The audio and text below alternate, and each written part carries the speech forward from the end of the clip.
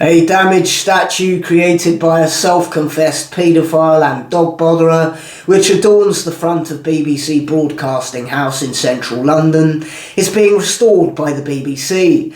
The statue of a naked child being held by a strange bearded old man was created around 1931 by criminal deviant Eric Gill, some years before he confessed in his published diaries that he persistently sexually abused his daughters, as well as the family dog, and also had an incestuous relationship with his sister.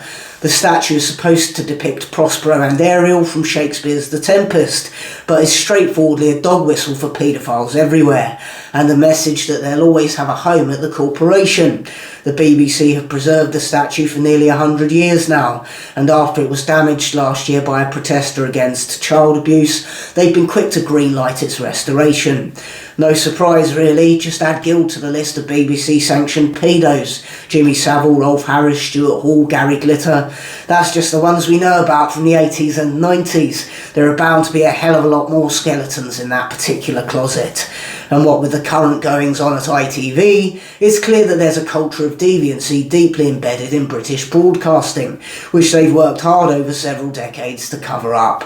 The number of people working at the BBC who knew about Savile and the others surely stretches into the hundreds, and yet strikingly few have ever spoken out. Either they've got their own historical misdeeds they don't want coming to light, or they've been paid hush money out of the licence fee payer's pocket. Either way, the restoration of Gill's statue is a very clear statement of BBC values, or the lack thereof. BBC representatives have spouted the usual guff about the historical importance of keeping Grade 2 listed buildings preserved, and how we need to separate the art from the artist.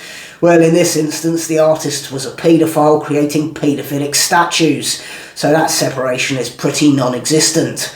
But at least whilst that statue is preserved, it's an open warning to everyone who sees it about what the BBC is and the kind of people it employs.